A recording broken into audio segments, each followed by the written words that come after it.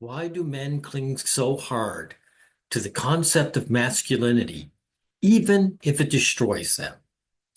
Now, this is from Agitated Climate, and I'm going to let Oscar Wilde give the reason in a single sentence.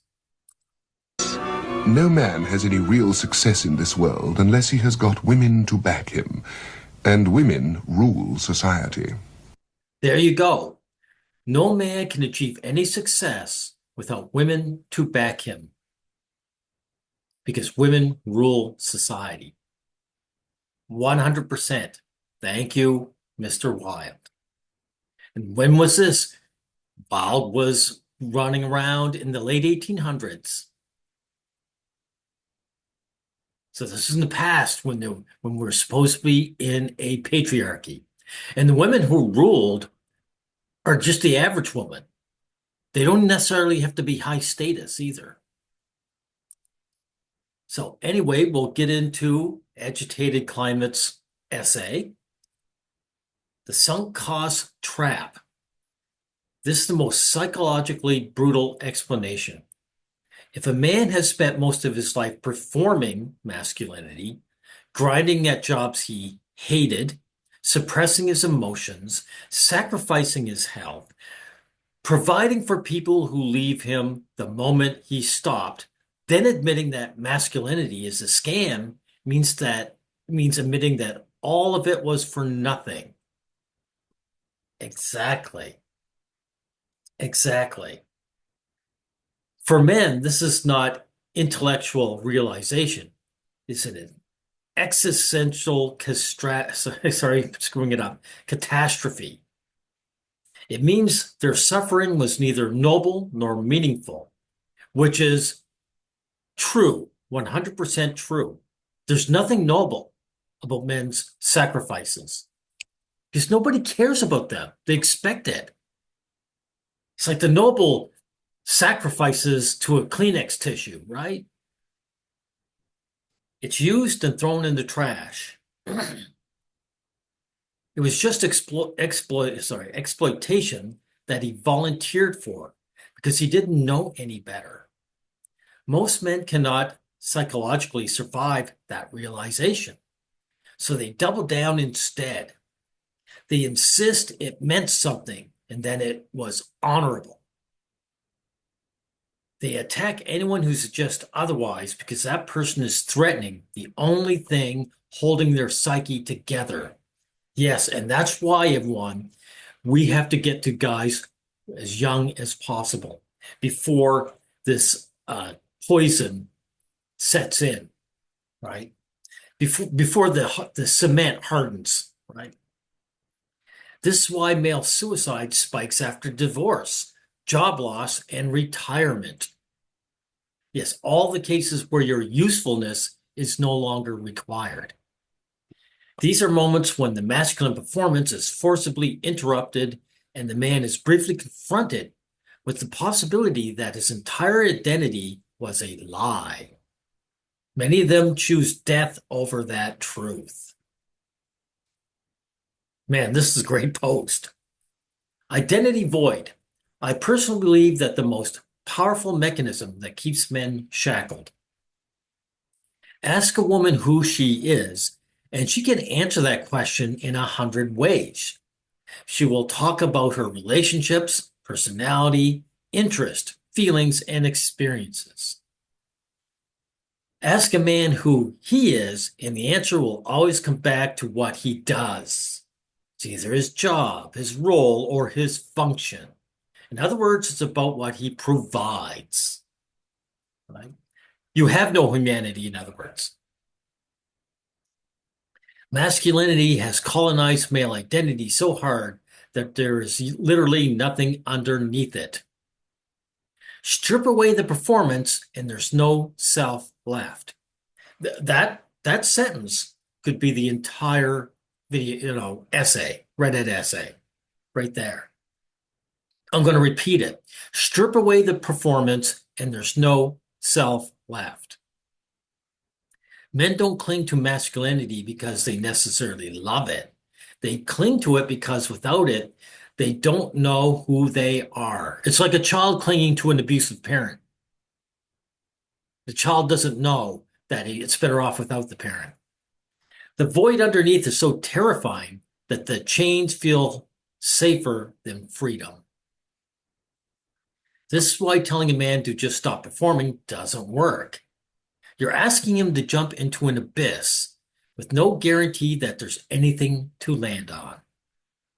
Women have been encouraged for decades to develop rich inner identities independent of their social roles. Men have received the opposite message. You are your role. Without it, you are nothing. Sadly, to society, men aren't anything without their provision. Right. Women are well aware of their privileges and that men's enslavement through masculinity is what maintains their superior position. To this end, women deeply participate in the enforcement of masculinity through their two main assets, sexual and romantic validation. Right? Women enforce masculinity. And this is another thing, guys. Masculinity is dependent on women's opinions. It's unlike, that's why the pro-male collective has rejected it. We'll call ourselves men because being a man just means having male, sexual characteristics, right? Means having male paraphernalia. And that can never be taken away. Masculinity is a concept that you can move the goalpost. And all it really is validation through women. So if women don't validate you, you're not masculine, right? Men who perform masculinity well get rewarded. They receive affection, sex, and social status through female association. That's right, just like Oscar Wilde said. Wow, right? Men who don't perform get nothing. Silence, invisibility, contempt. This conditioning starts in adolescence and by adulthood is deeply wired. See, what have I said in the past, guys? If you haven't heard this before, little boys are truly human because they're not interested in the opposite sex, so they don't validate their existence to them. And little boys have solidarity with one another. If you attack another little boy through his identity, other little boys will say, no, that's unfair. You're attacking him, you're attacking me, right? Once adolescence comes and guys start chasing and they start throwing each other away, that's when it begins. Then that's when the loss of your humanity begins. The result that a man's sense of self-worth becomes externally dependent on female approval, and female approval is contingent on masculine performance. He can't stop performing without losing the only source of validation he's ever known. He's addicted to a reward system that is slowly killing him. And the withdrawal symptoms are social death and psychological collapse. This is comparable to any other exploitative system that uses intermittent reinforcement. The rewards are unpredictable and conditional, which makes them more psychologically compelling than consistent rewards would be. A man continues to perform in the hope that receiving the next reward, and because stopping would mean acknowledging the previous rewards were transactional rather than genuine. Men's relationships with women are not genuine. If you guys paid another guy to be your friend, people would rightly call you pathetic. But when you pay for women's through dates and drinks at the bar or an engagement ring, you're doing the exact same thing, but society actually says bravo to that. It actually gaslights you and saying, oh, no, she's really in love with you. You just had to pay her to be around you. Right. Weaponized shame. Shame is the primary enforcement tool and operates at a level that most men are not even aware of. From birth, men are subjected to conditional acceptance. Love, attention, belonging are given when they perform and withdrawn when they don't. By adulthood, this conditioning is so deep that it feels like an internal voice rather than an external pressure. The man doesn't feel like society is demanding he perform. He feels like he wants to perform. I've covered this before, two guys in a retirement video, right? Guys claim they want to work. No, no, you retired because you didn't want to. You're just saying that. You're just claiming that so people you'll get validation from people. The external command has been internalized so completely that it feels like a personal desire. This is what makes it so difficult to overcome. The man isn't fighting an external enemy. He's fighting internal pressure. He's fighting his own psychology. Every instinct tells him that if he stops performing, he'll deserve the rejection that follows. Not just that rejection will happen, but that it will be justified, right? This is how damaged we are psychologically. Men feel our abuse and our second-class citizen, our lower in the caste system is a fair thing, right? When it's the complete opposite. That's why I got losers in my comment section saying, men are disposable. We should just accept it. Eggs are expensive. Sperm is cheap. He has internalized the belief that non-performing man deserves contempt, including upon himself. This is the genius of the system. We don't need a chain to chain a man who has learned to chain himself. Now, male against male enforcement. This may be difficult to hear, but it's the stark reality that we must acknowledge. Men don't just receive enforcement from women, receive it from other men as well. This is arguably more effective because it eliminates possibility of solidarity. There, right. A man who questions masculinity isn't just rejected by women. He is also attacked by other men, his own gender. He's called weak, pathetic, effeminate. Effeminate, see, not masculine. If you're not a little slave boy, you're not masculine. That's what masculinity actually means, guys.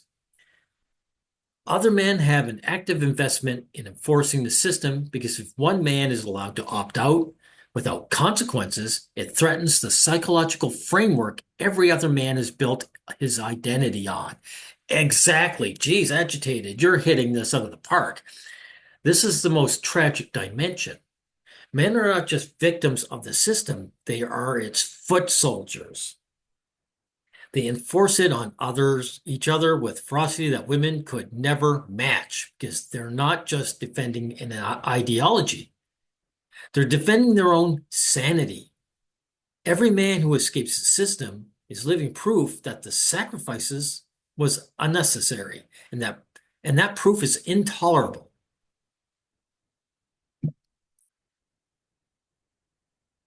No alternative exists. Perhaps the most pragmatic reason is simply that there is no visible alternative.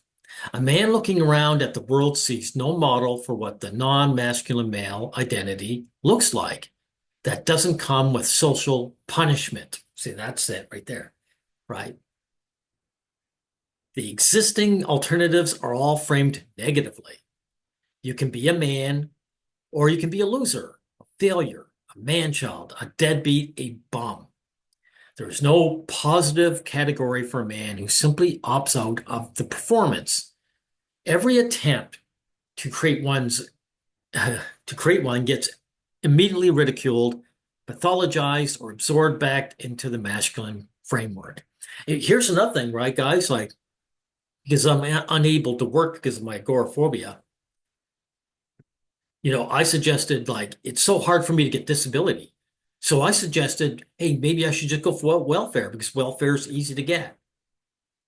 And my own family members They balked at that because there's a stigma put onto welfare. Welfare that women take without a moment's hesitancy. But here's an easy out for me to gain a second income, which is necessary. And that they're all against it, right? Because of this kind of mindset. This is why our pro-male association exists. We aren't here to reform masculinity or create a healthy masculinity, as this would simply be another rebrand of the slave label. Thank you. Instead, we aim to establish a completely new framework for male identity that is not based on performance, sacrifice, or female validation. Yes, that's what the pro-male collective is about. We need a new identity for man. The new man has to rise. The conclusion.